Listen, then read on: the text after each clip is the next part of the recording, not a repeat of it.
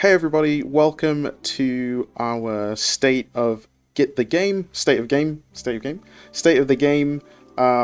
In terms of the state of Destiny, I'm joined today by Ariska Plays. Some of you may know her, and we're going to be going through the essentially what's like a pre-12. I'm almost sweating already in terms of what Thursdays is gonna be because I don't want to read more. It's information overload. But no, seriously, we're excited to talk about the things we're excited about for the state of the game, but also from like a Destiny lore narrative. So yeah, we also have some questions which we'll hopefully be able to get through at the end. I have a timer on my watch going, so we'll try and keep things as concise as possible. I'm still reeling from the emotional damage of today's weekly mission, the final weekly mission. How was it for you? Like the perfect narrative device to bring the Bray sisters together.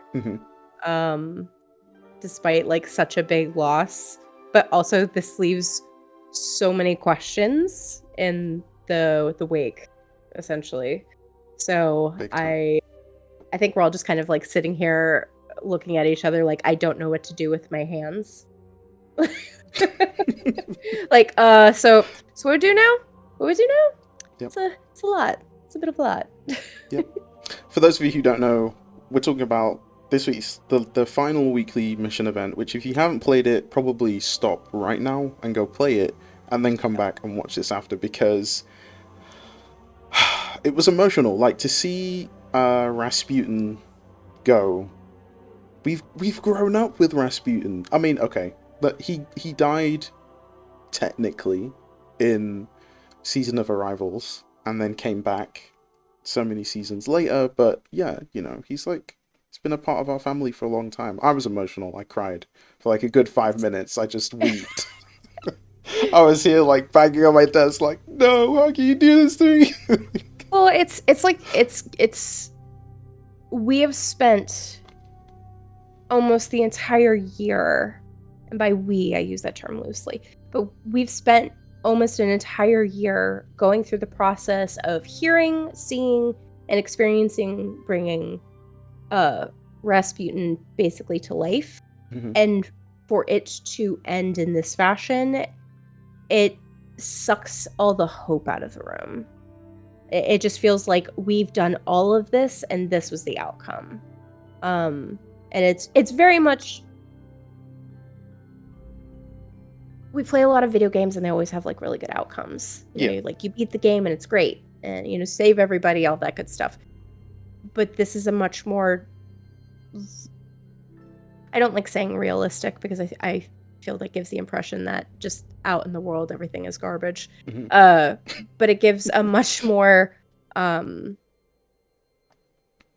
alternative way to look at a hero's story, where we're so used to like coming out on top. We are not on top. Not only did we not come out on top, we've fallen so far from where the goalpost is that we're at the other side of the field now.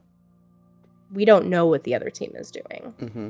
Mm-hmm. So where we've been behind, you know, 2 steps every time, we're behind a league now.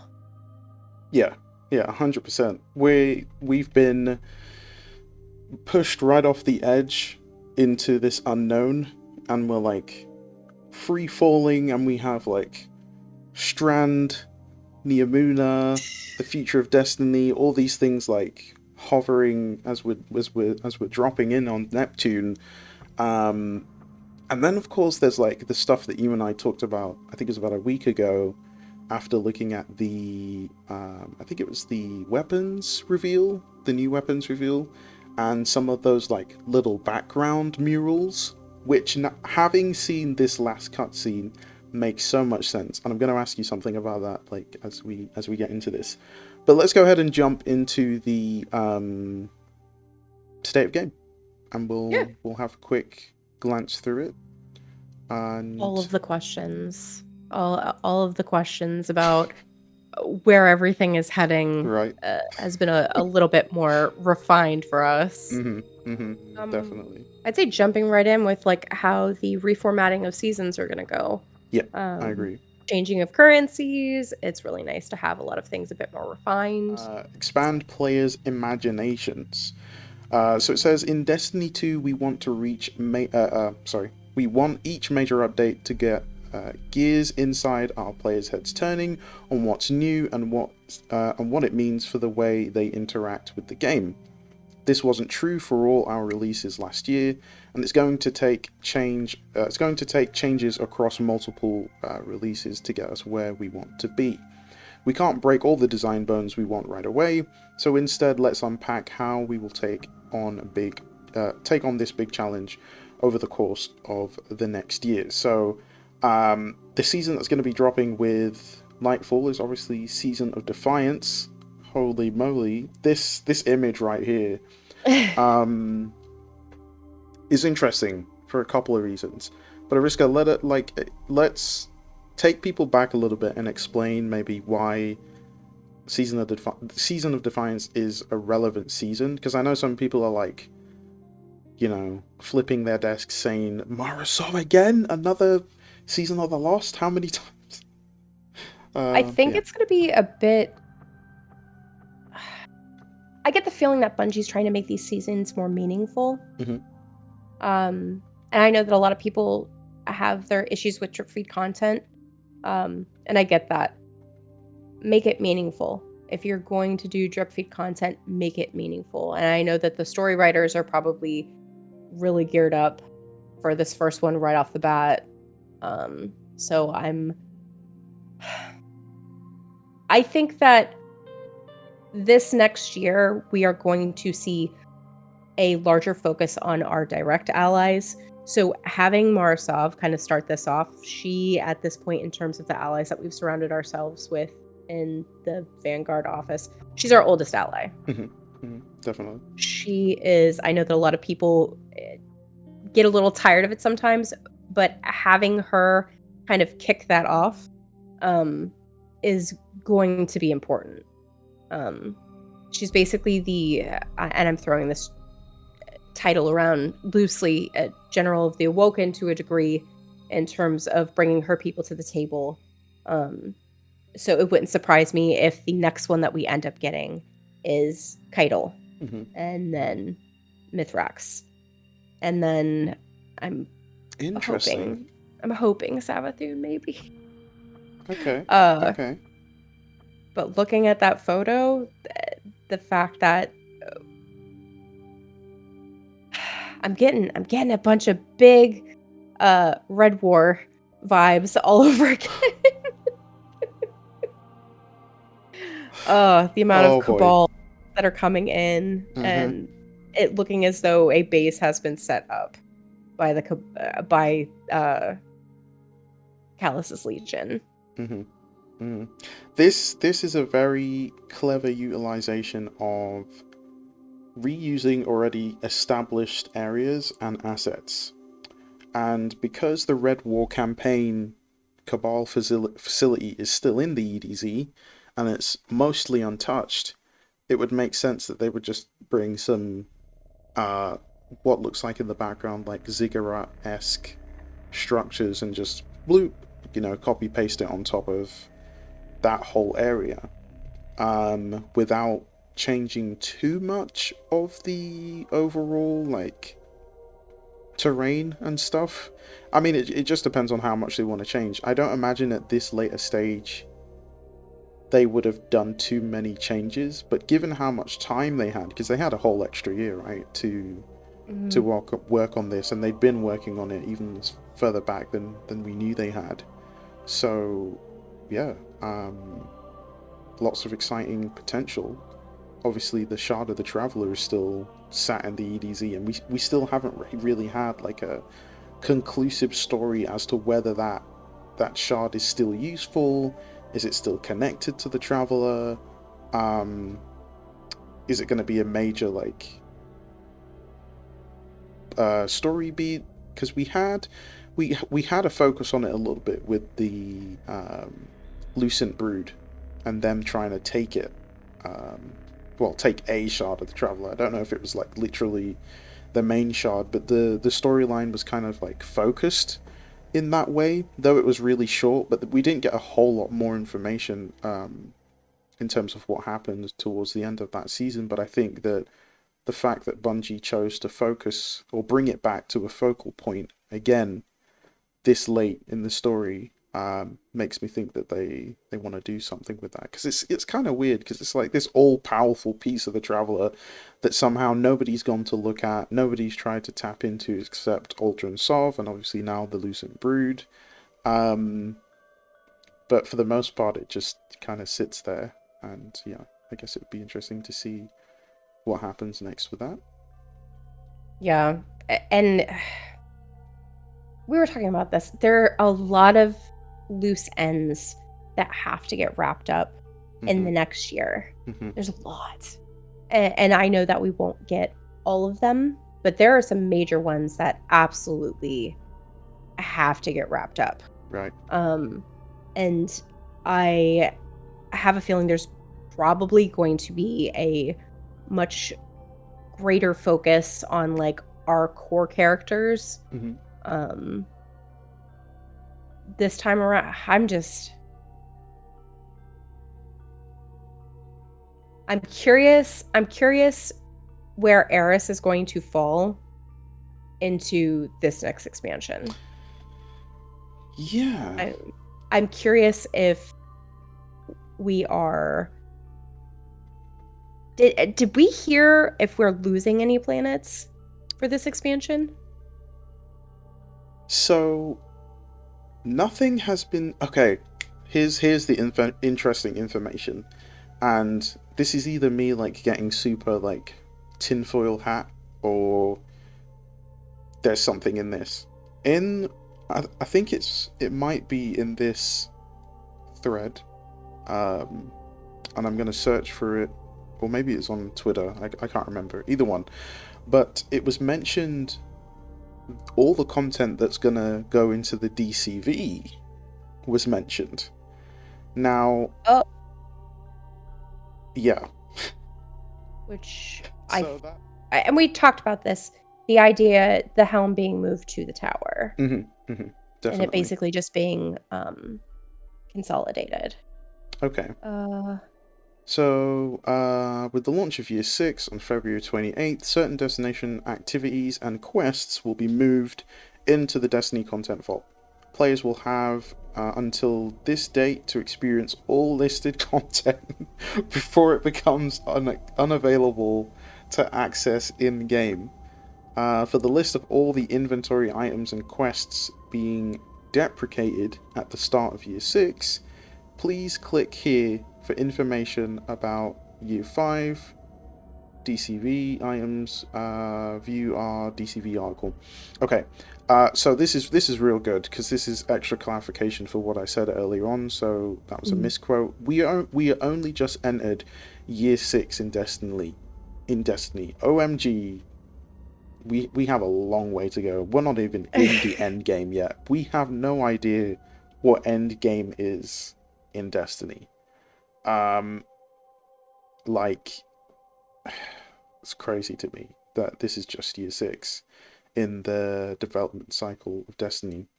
But here are... Let's see if we can open this list of... Because I'm fascinated to know specifically.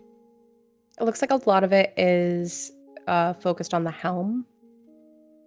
Yeah, destinations...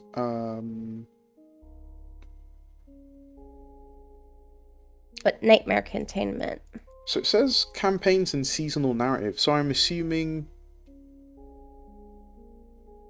This is rather confusing. Oh, wait. Oh, click here. Okay, here we go. Yeah. So all bounty missions and quests from Season of the Risen, Haunted, Plunder, and Seraph are going to be vaulted. Okay. That's a lot of content. Yeah. All ritual and pinnacle weapon quests and ornaments are also going to be vaulted. Psychogenic intel, umbral energy, insight, synaptic spear. Okay, that makes sense. Those are all like, you had to be there kind of items. The Yeah. Nightmare Harvester's going. Okay, so that means the Leviathan's saying bye-bye, I assume. Figment of Darkness, Opulent, Umbral. Yeah, okay, so that's confirmation that the Leviathan will be saying bye-bye. Small, medium, and large treasure beacons, so that's Season of Plunder and maps. Crude ciphers are going, map fragments are going. Plunder, Angral Engrams are also going. Well, Umbral Energy.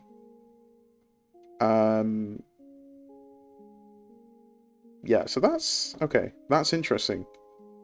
So we have how many seasons was that? Risen, Haunted. So yeah, 1, 2, 3, 4, 5. 4, 5. Yeah, 5 seasons worth of content is going into the vault. So we can assume that the director we have now will be the same one that we're going to have until maybe after Final Shape then, I guess. It wouldn't surprise me. I feel like with a lot of projects with live service games, they try to have at least like 2 years worth planned out. Yeah. So I could see them having at least things. I know that they say that they're planning on implementing changes to seasonal stuff. But I feel like some of that, whatever framework they're planning on using for that, might be a little bit more flexible than the current framework that they have for seasons. Yeah. So yeah, because it says here we're doing away with umbrals and umbral energies. So after you've unlocked seasonal focusing, if you want to focus an engram into a particular seasonal weapon or armor, all you'll need is Glimmer and a seasonal engram. Additionally, seasonal engrams will be stored and tracked on seasonal vendors, so managing the engram bucket in your character's inventory will be much easier than it is today, which is like, that's amazing. It's so nice. Mm-hmm. It's so nice. Oh, and also having like yeah, it's difficult, and I think that Destiny is one of those games that I think that the developers understand that it's very much not about pulling a large majority of new players in. It's maintaining the players that they have. Mm-hmm. They want to have that user retention versus like growth is great, don't get me wrong, but you want your audience coming back. Yeah. So it's audience retention at that point, player retention. So I'm curious to see how they plan on doing it, because personally I think that makes more sense. If you are grinding for gear, grind is in that, you know? When it comes to story, I don't necessarily feel like you should be forced to grind something to advance that story. Yeah, I completely agree with you. I think that sometimes it's good to have the option to choose to not do the thing that everybody else is doing, and I think that Bungie did that with the Witch Queen campaign and being able to toggle between like easy difficulty and like intermediate difficulty, which was like what was it, legendary, standard and legendary is what I mean. That toggle. And you provided rewards for doing legendary. You were gifted an exotic. Yep.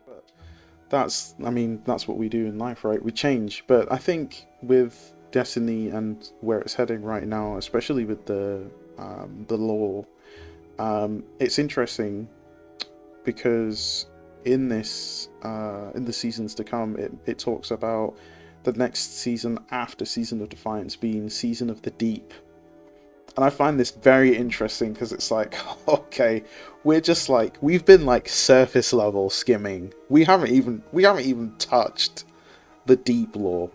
And it's about time. It's about time. Right? And I think Season of the Deep is probably going to reference the Book of Sorrow a lot. It's probably going to reference the Book of Unveiling a whole lot. I want a good fundament. Right? And the Book of Constellations, which is kind of like the traveler's diary to Guardians, but through the speaker.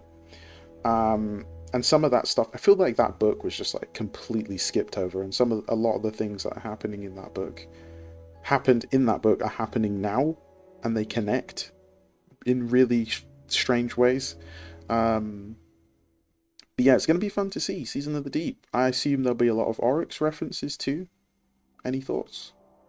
I would actually, I can talk about what I think is going to happen. What Mhm. I want to happen is for us, for some reason, since we're going to be close, to have to go back on that ship. I want to go back on the Dreadnought. I Dreadnought. want there Okay. to be a reason to go back on that Dreadnought. We're going to be in close enough proximity. We're on the planet just over. We can just fly on over the next one. We are going to be also, like, the other thing is we're going to be have we operated further than Neptune out in our system yet? This is the No. furthest we have been away from Earth. Yep. And that's We are, because it's outside of our jurisdiction. yeah, we are edging closer and closer to the end of our galaxy. That honestly, I'd be shocked that at the end of the final shape, we aren't moving out of this galaxy. Like, don't get me wrong, we've gone to the Dreaming City, which is absolutely outside of this galaxy. Mhm. It is in a different place, but we have not traveled in a, would you say, linear fashion away from Earth further than that point. Yeah. Yeah. So Yep. I'm I agree with very you. curious what it's going to look like after the final shape, because if we stay in Seoul, I would be shocked. I want to go to Tora Bottle. I want to go to all these places that these characters that we've been with have talked about. Hmm. Um, and I'm getting the feeling that we are moving closer to that being a reality. Yes, I think you're so right. I'm just looking at the NASA have like a 3D digital version of our solar system and all the planets that are around it. And the interesting thing is where Neptune sits, there are a few planets like in that general cluster. So there's Uranus, there's Neptune, there's Pluto. Um, there's a planet called, well, no, that's not close by. There's Arakoth, and then I assume this is the next system that they've called New Horizons. So it's kind of interesting that like these four planets are in a row, like on your way out of the system, if that makes Mm-hmm. sense. So who knows? Who knows what's going to happen um, It's a next? lot to take in because Yep. it's the depending on how they wrap up this story regarding the traveler and the darkness, the possibilities are endless. They're literally endless. We are now working with individuals who have, you know, long range ships to get across the universe. Mm-hmm. Like uh, this is just like the first step of us moving into something like much bigger. Yeah. Because this can't be the only threat that's out there. No. Oh. Darkness can't be the only threat that's out there. It's a big universe. Well, remember we have excuse me, we still have the Aphelions, Mm-hmm. which are like the witness plus like all his disciples rolled into one in terms of Yeah. like power level. There's been so much reference to like nuclear power, um and they've taken countless Awoken out many times, so it's going to be interesting to see if we ever encounter one of those or run into one as we attempt to leave our solar system. Yeah. It's a lot of ifs on the table. Well, so here we are, stepping into what is the end of the light versus dark saga, and it's a very ambiguous title because the end of a saga can span several years. Like, you could Yeah. squeeze like 30 good novels into that.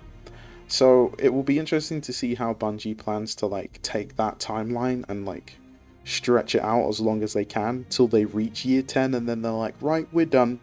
Or they're like, right, we're going to do a completely different game set in the same universe as Destiny, but it's not called Destiny, which I think by that point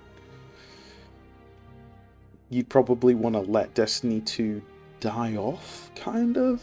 Like, let it run its course, go away Yeah. for several years, and then come back.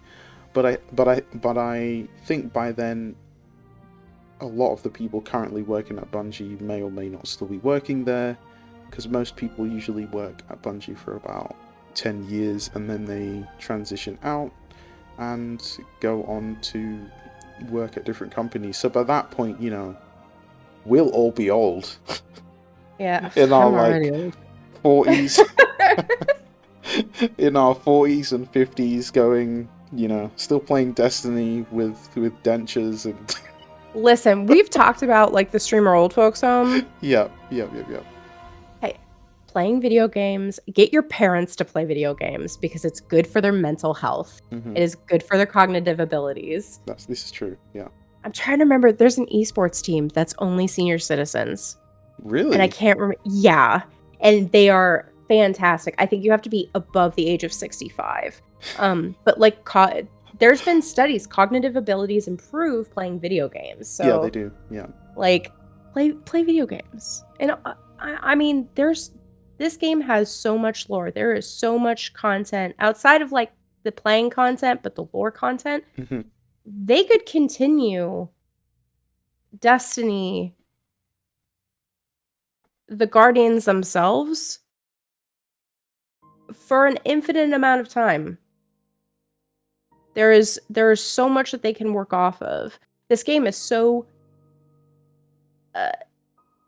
interwoven with different possibilities that I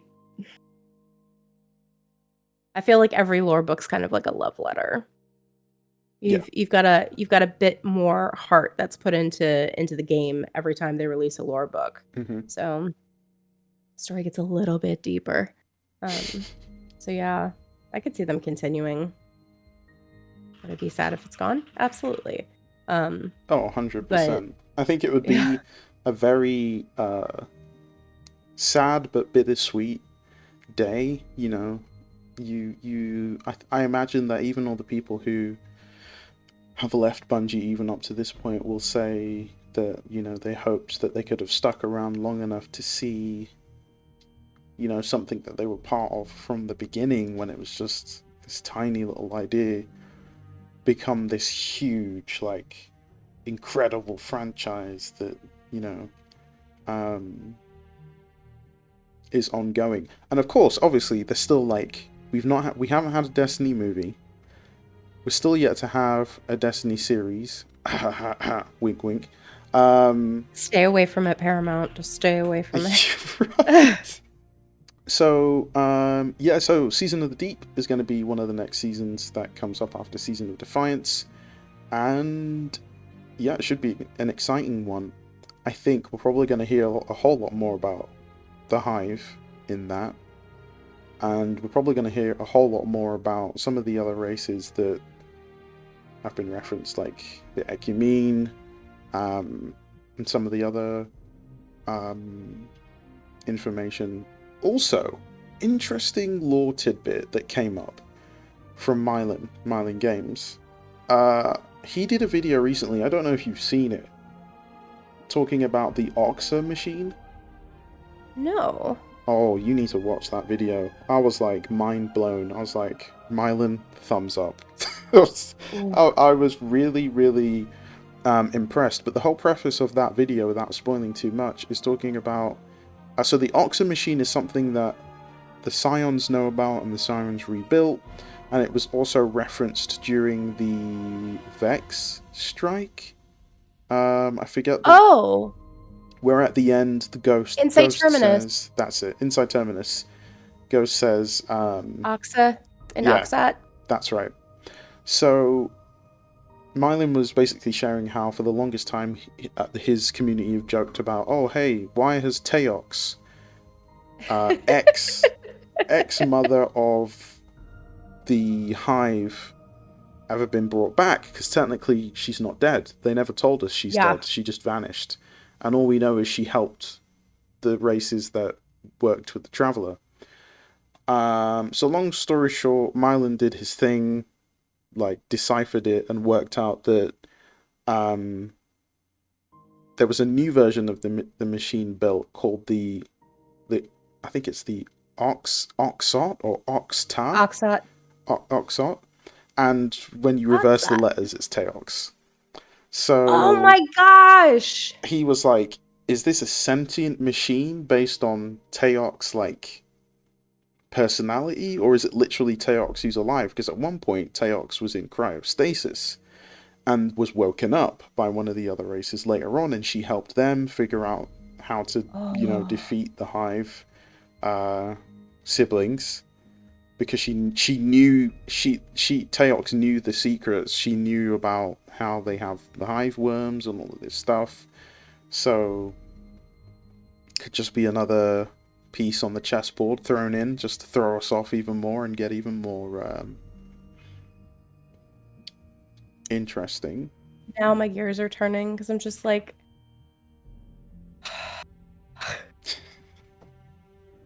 oh my gosh. Like I said, there's so many strands that they have to tie up before the end of this. Yeah. I suppose, I think, here's the thing, a good story, if done well, will finish with as many open threads as possible in order that they still have the potential to come back and pick up on one of those story beats. So Yeah. whilst we would hope, like I'm in camp hope, that they wrap up some of the story beats that need to be wrapped up so that we have a clean finish. I would totally be okay if they didn't, with a lot of grumbling, because I know that they will come back with something seriously cool and like blow our minds with like how interconnected everything is. I mean, look what they did with Savathun. Right. And at this point, sat on Savathun for how many years? How many expansions? 5? Yep. And she's been in there since the beginning. Savathun's song, Strike. Oh yeah, like, she planned that is everything. This has been such a big thing sitting in the background the whole time. So it wouldn't surprise me. And then I'm very curious on where Savathun plays out in the next year. Well, it's going to be interesting because I feel like if Marasov is going to be involved in this season, I assume that there's going to be a lot of conversation about the Hive, and Marasov saying something like, we need all our allies. Time to wake her up. And they'll be like, yeah, we have all of them. That's the Cabal and, the Fallen. And Marasov's going to be like, no, that's not what I meant. I'm talking about Savathun. What happened, to her body? Is it still available?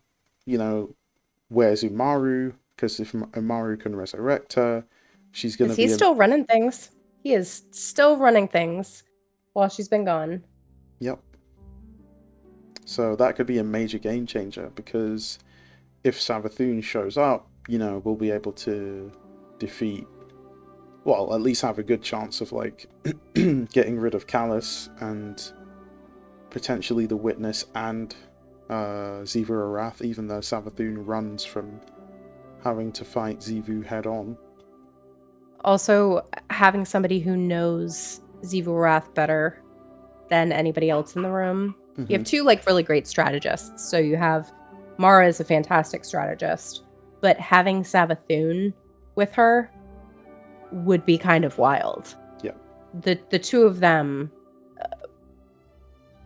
the web they would weave, that could give us a very large edge. Because again, like we talked about before, we are leagues behind. We're not a couple steps behind anymore. We Yeah, are leagues behind. 100%. We need something to happen. I think So, Strand will be the closest we get to actually being ahead. And yeah. I mean, but even then, right? We're showing up to Neomuna. This is what's going to be interesting: is if we show up, if we get to Neomuna first, or Callus and the Witness are already there, and they've already started like controlling areas of the city, which would make sense because a lot of the areas of the map that we've been shown don't seem to have any other Neomunan citizens there. So I imagine they'd like evacuate people from the major I, city areas. I have a feeling we're going to be going into a Red War 2.0 where we're going to get invaded.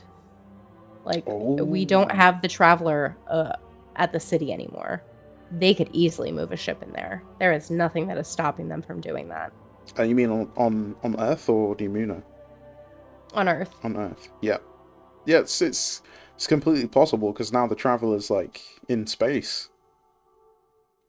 So yeah, And you saw all those ships that are headed.